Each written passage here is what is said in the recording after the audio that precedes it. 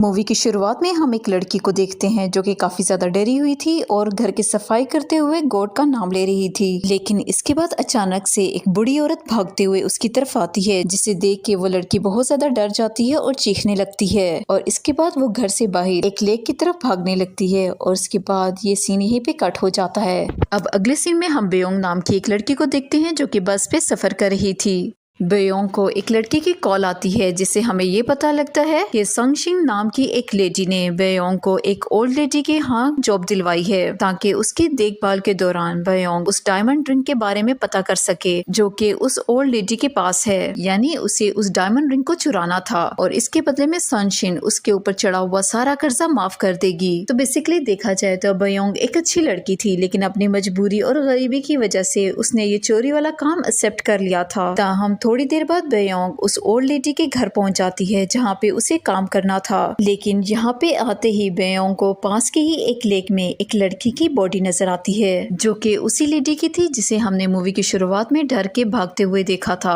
और यहाँ पे पुलिस उस लाश को निकाल रही थी और गाँव के कुछ लोग कह रहे थे कि ये खून उसी इविल स्पिरिट ने किया है। लेकिन बेयोंग इन बातों पे ज्यादा ध्यान नहीं देती और जॉब के लिए सीधा उस ओल्ड लेडी के घर पहुंच जाती है। और इस बुढ़ी औरत का नाम वोंग होता है और ये वही औरत थी जिसे हमने मूवी की शुरुआत में भागते हुए देखा था। और यहाँ पे बेयोंग के घर में बेयोंग की मुलाकात एक औरत से होती है जिसका नाम किम है, जो कि वोंग की क्लोज रिलेटिव थी। और यहाँ पे किम ने ही बेयोंग को उस ओल्ड लेडी की देखभाल के लिए जॉब पे रखा था, क्योंकि वोंग काफी बुढ़ी हो चुकी थी और इसके अलावा उसे एक ऐसी बीमारी थी जिसकी वजह से वो बच्चों की तरह बिहेव किया करती थी और चीजों को भूल जाया करती थी। लेकिन यहाँ पे किम को ये बात पता नहीं थी कि बेयोंग यहाँ पे सिर्फ डायमंड रिंग चुराने के लिए आई है। और इसके बाद किम बेयोंग से पूछती है कि क्या तुम अपने साथ कोई बच्चा तो नहीं लाई हो ना। इस पे बेयोंग उसे आंसर करती है कि उसे अच्छी तरह पता है कि बेयोंग बच्चों से नफरत करती है और इसीलिए वो किसी भी बच्चे को नहीं लेके आई। और इसके बाद हम बेयोंग के सूटकेस के जिप खुद ब खुद खुलते हुए देखते हैं जो कि उसके कमरे में पड़ा हुआ था।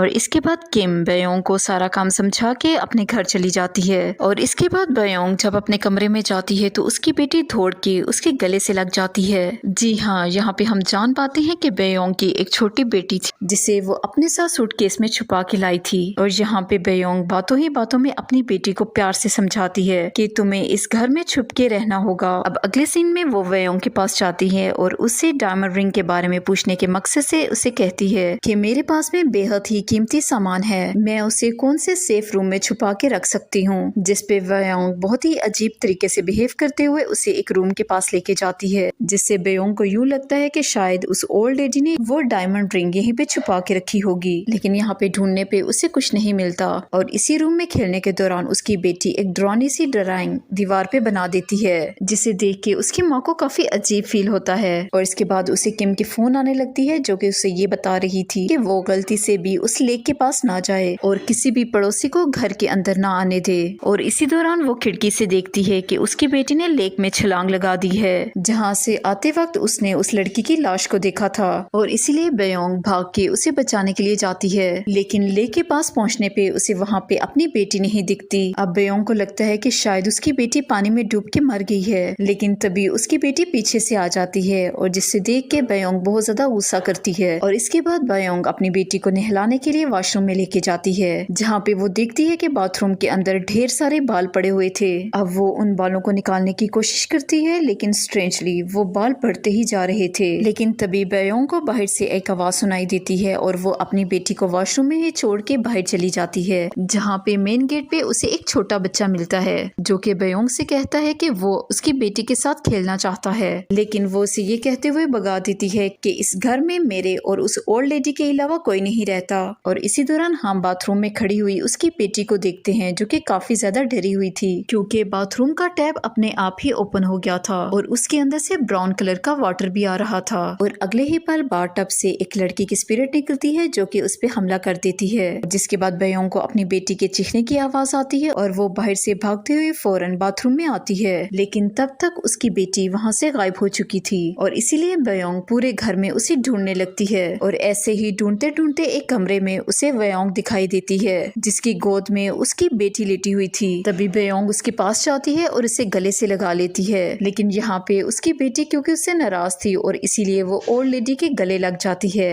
अब यहाँ पे हैरान कर देने वाली बात तो ये थी कि किम ने बयोंग को बताया था कि इस ओल्ड लेडी को बच्चों से नफरत है, लेकिन ये ओल्ड लेडी तो उसकी बेटी से मिलके बहुत ज्यादा खुश नजर आ रही थी। और इसके बाद बयोंग नोटिस करती है कि बयोंग ने उसकी बेटी के गले में एक चेन डाली थी जिसमें एक चाबी थी, और इसके बाद वो सोचती है कि शायद ये चाबी उसी लॉकर की होगी जिसके अंदर बयोंग ने डायमंड रिंग छिपा के रखी है। और इसके बाद उसकी बेटी कहती है कि वो बयोंग के साथ हाइड एंड सीक खेलना चाहती है। और इसके बाद वो ओल्ड लेडी से कहती है कि अगर उसकी बेटी के बारे में वो किम को नहीं बताएगी तो वो उसकी बेटी के साथ खेल सकती है, और जिसके बाद दोनों में डील हो जाती है। और इसके बाद हम देखते हैं कि बयोंग और वो छोटी बेटी सारे घर में हाइड एंड सीक खेलने लगते हैं। और इसी दौरान हम बयोंग को देखते हैं जो कि सारे घर में उस चाबी का लॉकर ढूंढ रही थी, लेकिन काफी ढूंढने के बावजूद उसे वो नहीं मिलता। और उसी दौरान वो स्पिरिट इस बच्ची पे फिर से हमला करती है और इसे कबर्ड में खींच के ले जाती है। और यहाँ पे बयोंग और उसकी माँ दोनों उसे बचा लेते हैं। और अगले सुबह घर पे किम आने वाली थी और इसीलिए बयोंग अपनी बेटी को समझाती है कि तुम्हें आज घर में छुपे रहना होगा।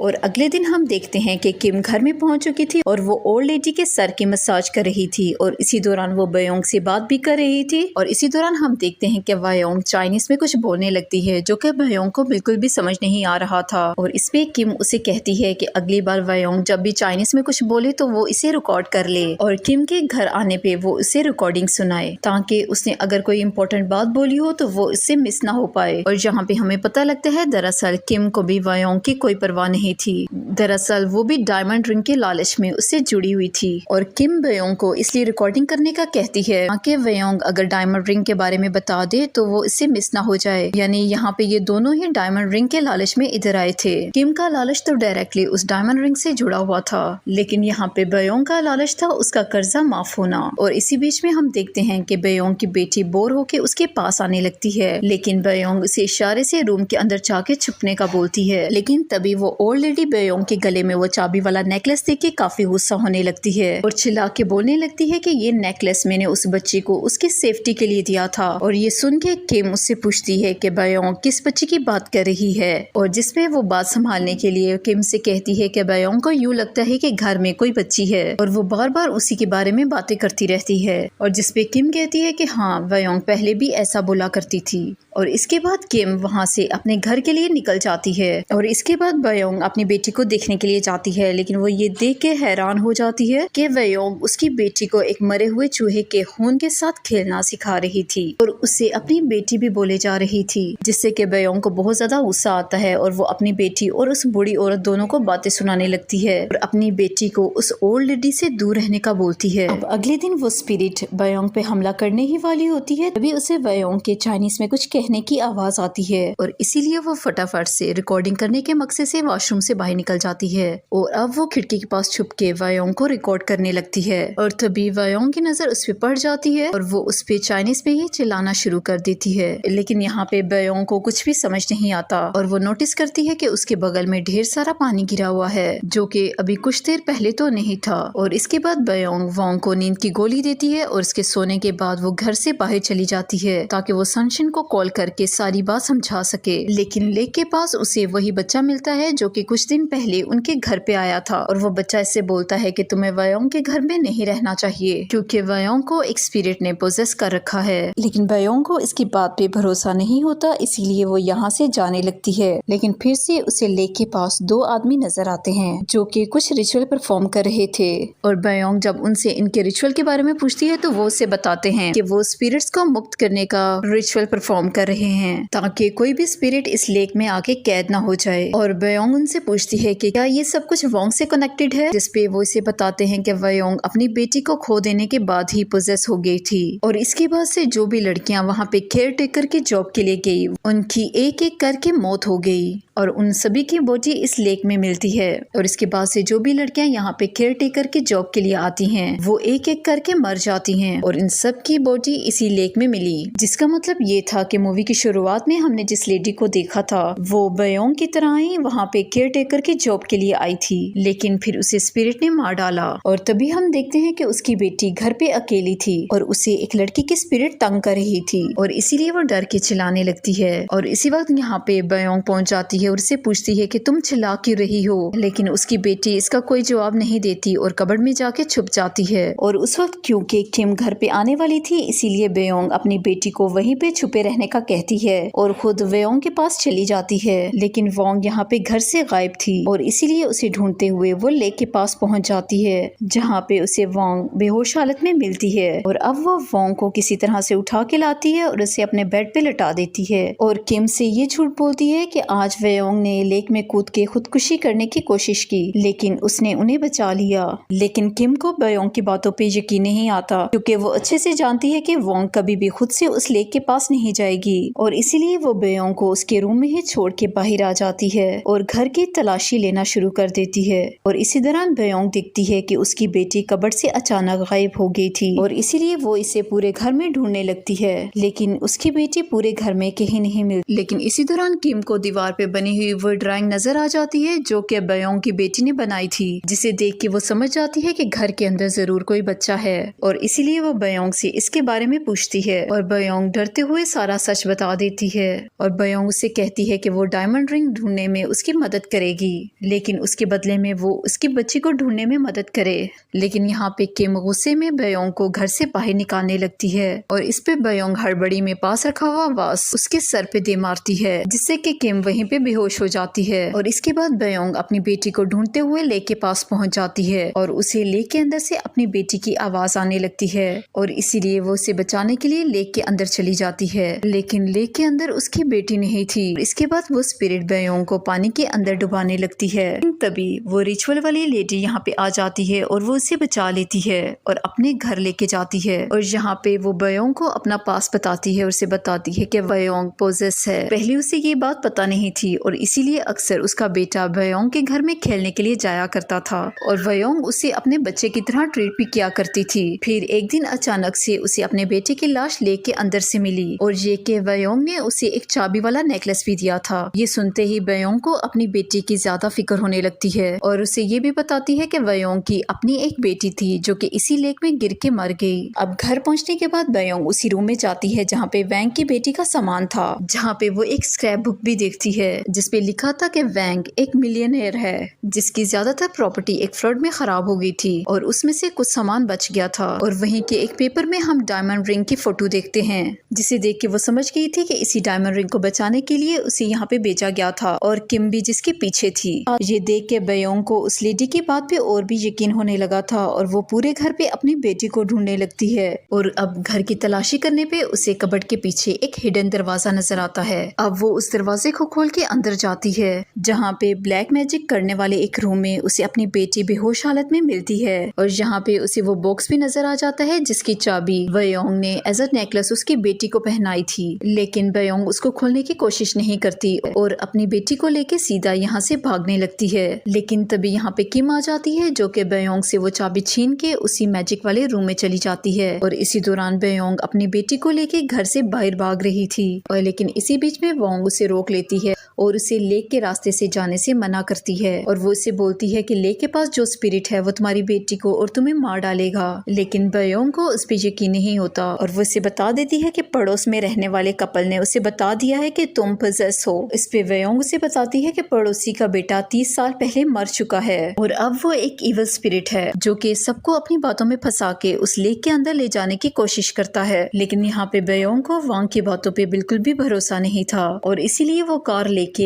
लेक वाले रास्ते से ही जाने लगती है। और दूसरी तरफ हम देखते हैं कि किम को वो डायमंड रिंग मिल गई थी जिसकी तलाश में वो काफी अरसे से थी। लेकिन जैसे ही वो रिंग लेके कमरे से बाहर जाने की कोशिश करती है, लेकिन उसी दौरान कोई चीज उसे खींच के कबर्ड में ले जाती है, उसे मार डालती है। और दूसरी तरफ हम देखते हैं कि लेक के पास पहुंचते ही वेयोंग की कार खराब हो जाती है और फिर उस कार के अंदर उस लड़की की स्पिरिट भी आ जाती है, जिसे देख के उसकी बेटी डर जाती है और वो कार से उतर के लेक की तरफ भागने लगती है। इसकी माँ भी इसके पीछे पीछे जाती है, लेकिन इससे पहले उसकी बेटी लेक में कूद चुकी थी और इसके बाद वेयोंग भी अपनी बेटी को बचाने के लिए लेक में कूद पड़ती है और लेक के अंदर जाते ही वो स्पिरिट वेयोंग पे हमला करके उसे मारने लगती है। और इसी दौरान हम देखते हैं कि वेयोंग भी वहाँ पहुँच जाती है और इस स्पिरिट को वेयोंग के ऊपर से हटा के अपने ऊपर ले लेती है और वो वेयोंग को यहाँ वहाँ से फौरन बाहर निकल जाने को कहती है और जिसके बाद बयोंग से ही सलामत वहाँ से बाहर निकल जाती है, जहाँ पे उसे अपनी बेटी खड़ी हुई मिलती है। बेसिकली यहाँ पे बयोंग ने बयोंग को बचाने के लिए अपना सेक्रीफाइस कर दिया था।